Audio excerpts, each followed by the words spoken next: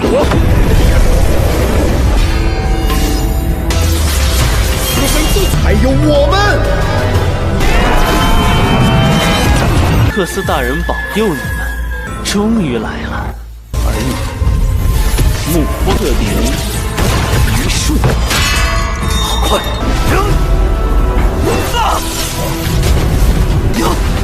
和你拼了！万法归一！猛说！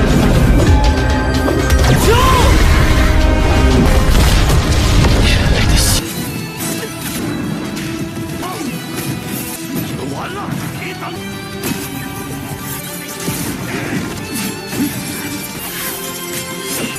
万星机。Halo kalian semua, selamat datang di channel Donghua Master. Bagaimana kabar kalian semua? Mimin harap kalian semua baik-baik saja. Dan pada video kali ini kita akan melanjutkan alur cerita dari serial Donghua Throne of Steel episode ke-154. Dan sebelum kita masuk ke cerita terbaru, mari kita sedikit mengingat cerita sebelumnya. Yang dimana pada cerita sebelumnya CR tidak terima atas tindakan dari Kaisar Feng Shui yang telah menewaskan Hao Chen. Singkatnya pun CR mencoba untuk balas dendam, tetapi karena kekuatan Feng Shui yang lebih kuat membuat CR tidak menjadi tandingan dari Kaisar Feng Shui, dan pada akhirnya Kaisar Feng Shui mengusir mereka dari wilayahnya karena ia juga menepati janji kepada Hao Chen bahwasanya ia tidak akan melukai teman-temannya Hao Chen. Sedangkan untuk teman-temannya Hao Chen, mereka pun pada akhirnya memiliki ide untuk meminta bantuan kepada Xiaolei, yang dengan Xiaolei menggunakan kekuatan healingnya, yang healing tersebut bisa memulihkan tubuhnya Hao Chen, tetapi sayangnya bagian organ vitalnya Hao Chen, yaitu bagian hatinya, tidak bisa disembuhkan. Dan Xiaolei menyarankan kepada CR dan juga lainnya untuk pergi ke tempat dari Yi Legacy, yaitu gurunya Hao Chen, untuk meminta bantuan kepadanya, yaitu dengan mereka masuk ke Menara Ion. Yang singkatnya mereka masuk ke dalam Menara Ion, dan di sini mereka harus terlebih dahulu melewati ujian, yang dimana ujian ini harus diselesaikan terlebih dahulu bagi mereka agar bisa bertemu dengan Master Yi Legacy, dan itu merupakan inti cerita pada cerita sebelumnya. Kalau gitu pun sekarang langsung saja kita masuk ke bagian cerita terbaru.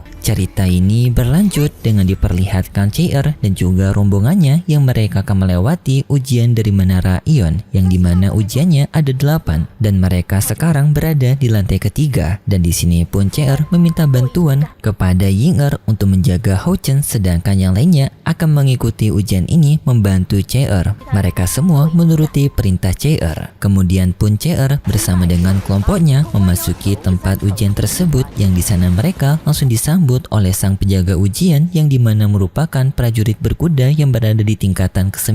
Yang prajurit berkuda itu merendahkan CR dan juga kelompoknya karena ia mengetahui dalam kelompoknya CR hanya berada di tingkatan 7 dan juga 8, tetapi telah berani untuk menantang dirinya bertarung. Dan pertarungan pun antara CR dan juga prajurit berkuda itu dimulai, yang awalnya dalam pertarungan itu CR membuat rencana dengan membagi tugas dalam pertarungan,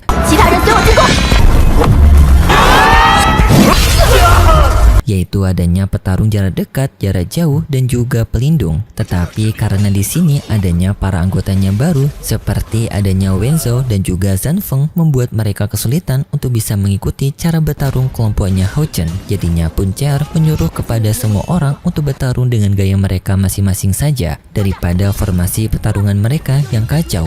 Tetapi sayangnya karena prajurit berkuda ini yang berada di level ke-9 membuat kekuatannya tetap saja lebih kuat daripada mereka semua yang masih berada di tingkatan 7 dan juga 8. Namun CR bersama dengan kelompoknya mereka masih belum menyerah, yang pada akhirnya CR bisa menghancurkan kuda dari prajurit tersebut, yang seketika membuat ia kagum dengan kemampuan mereka. Tetapi sang prajurit tetap mengatakan bahwasanya mereka masih belum menjadi tandingannya, yang lalu pun ia mempersiapkan sebuah serangan berupa serangan tombak, yang dengan segera Hanyu mempersiapkan pertahanan untuk menahan serangan tersebut dan juga melindungi teman-temannya. Tetapi tak disangka serangan tombak dari prajurit itu sangat kuat, yang membuat pelindungan mereka hancur seketika.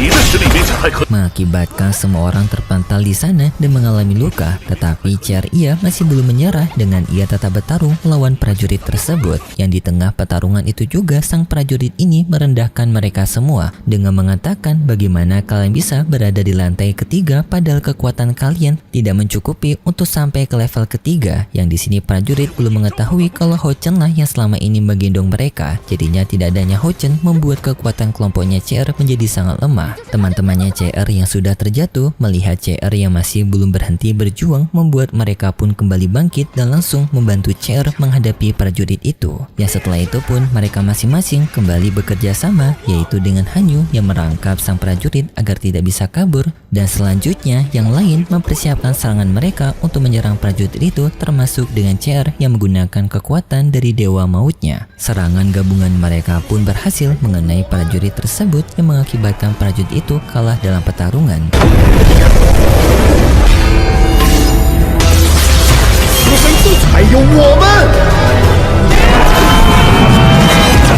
Dan di sana juga ia memperingatkan kepada CR dan juga lainnya, semakin tinggi lantai yang mereka tuju, maka lawan mereka akan semakin kuat. Dan setelah mengatakan itu, sang prajurit itu menghilang masuk ke dalam liontinnya Hao Chen. Setelah pertarungan itu, di sini teman-temannya CR menyadari kalau kekuatan CR meningkat daripada sebelumnya. Mereka pun bertanya alasannya kenapa. CR menjawab ini karena ia yang telah membangkitkan sepenuhnya kekuatan dari Dewa Maut, yang karena rasa penyesalan sebelumnya atas kehilangan Hao Chen yang tanpa sengaja membangkitkan kekuatan seutuhnya dari CR. Tetapi setelah itu tampak CR juga yang kelelahan akibat pertarungan, tetapi CR masih belum akan menyerah dan meminta kepada semua orang untuk melanjutkan perjalanan mereka karena mereka yang tidak memiliki banyak waktu, yang karena Hao Chen sendiri hanya akan bisa bertahan selama 7 hari saja. Setelah mereka mengalahkan prajurit ke-8, mereka pun keluar dari tempat ujian lantai 3 level pertama tersebut, dan lalu pun mereka kembali ke tempatnya Hao Chen yang membuat Ling Er menjadi senang karena mereka yang telah berhasil mengalahkan penjaga ke-8. Dan di sini CR bersama dengan rombongannya akan melanjutkan perjalanan mereka untuk masuk ke level berikutnya, yaitu melawan penjaga ke-8. Tetapi sebelum itu Lin Xin menyarankan kepada mereka untuk membagi tugas ini dalam pertarungan yang berbeda, karena jika mereka semua bertarung secara bersamaan, mereka semua justru akan kehabisan tenaga mereka dan sulit untuk menghadapi penjaga selanjutnya. Yang setiap penjaga yang telah mereka kalahkan, maka penjaga berikutnya akan lebih kuat, dan jika mereka semua sama-sama kehabisan tenaga akibat pertarungan-pertarungan sebelumnya, maka mereka tidak akan memiliki tenaga yang cukup untuk menghadapi penjaga terakhir, yaitu penjaga yang berada di urutan nomor pertama sekaligus yang paling kuat di antara semua penjaga. Jadinya pun Lin Xin menyarankan untuk membagi tugas ini, yang dimana Lin Xin akan mengambil tugas untuk melawan penjaga ke-7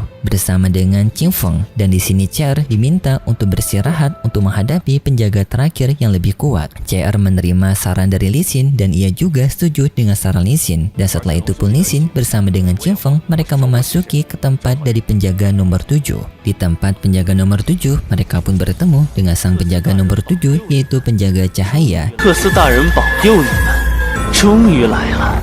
而你，目不特顶，一瞬。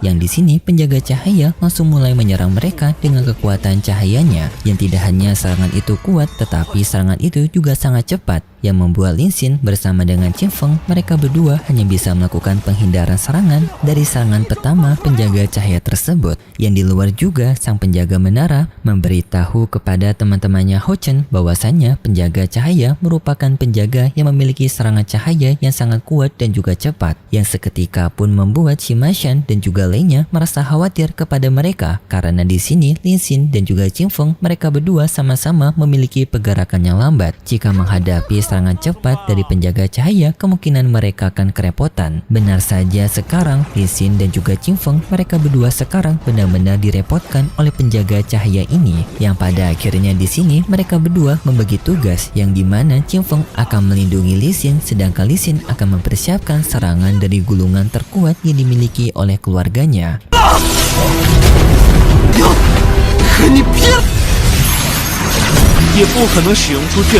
Mereka masing-masing menerima tugas ini, yang penjaga cahaya pun mencoba untuk menghentikan Lin Xin dengan ia menyerang Lin Xin menggunakan serangan cahayanya. Tetapi Qian Feng tidak membiarkan hal tersebut dengan ia melindungi Lee Sin menggunakan pertahanan perisainya. Tetapi sayangnya karena serangan dari penjaga cahaya yang terlalu kuat, serangan dari penjaga cahaya dapat menembus perisainya Qian Feng yang mengakibatkan tubuhnya Qian Feng terkena serangan cahaya itu dan juga mengalami luka. Yang sedangkan Lee Sin sendiri masih membutuhkan waktu yang lebih banyak untuk mempersiapkan serangan gulungan terkuatnya, yang membuat Qian Feng mau tak mau harus menahan rasa sakit tersebut lebih lama lagi agar Lee Sin bisa mempersiapkan serangannya. Yang proses ini pun pada akhirnya membuat Qian Feng dan juga Lee Sin mereka berdua sama-sama terluka akibat serangan cahaya dari penjaga cahaya tersebut. Tetapi pada akhirnya Lee Sin telah berhasil mempersiapkan serangan dari gulungan terkuatnya, yang dimana serangan ini disebut sebagai Phoenix Langit. Serangan itu pun mengarah kepada penjaga cahaya dan penjaga cahaya terkena serangan Phoenix Langitnya Lee Sin,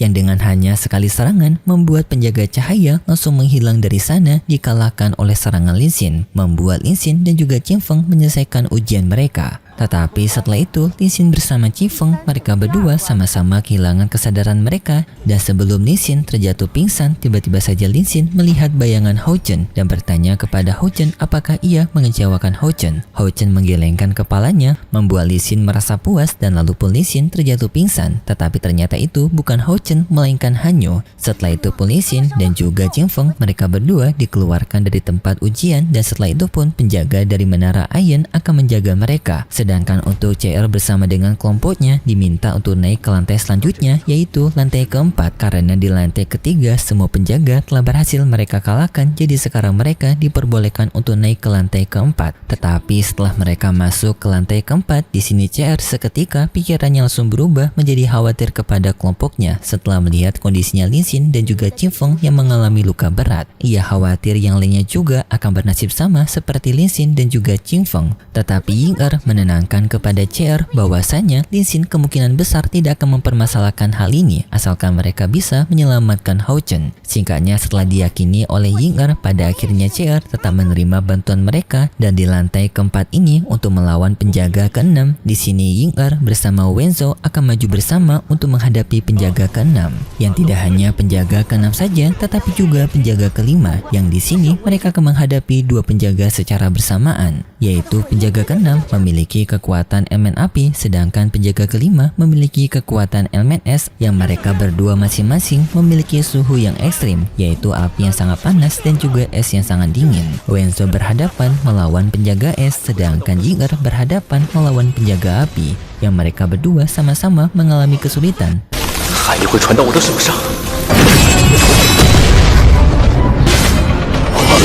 Tetapi pada akhirnya Wenzo dan juga CR memiliki sebuah ide, yang dimana mereka berdua sengaja untuk menerima serangan dari penjaga api dan juga es, yang sebelum mereka terkena serangan itu mereka berdua membuat celah dimensi, yang dari celah dimensi itu mereka saling membelokkan serangan itu agar mengenai satu sama lain.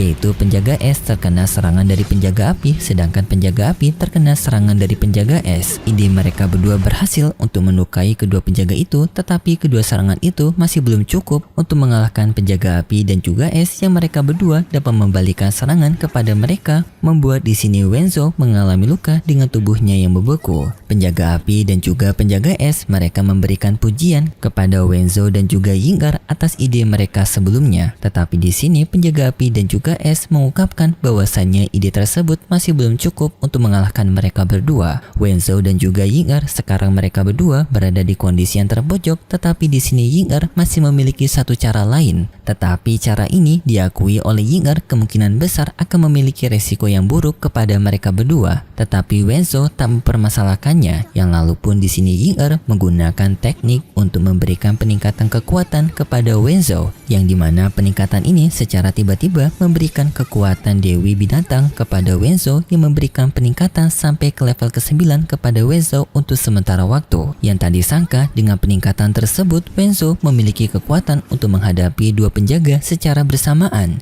yang kekuatan itu diakui juga oleh penjaga api dan juga es kalau kekuatan Wenzo meningkat dengan sangat drastis.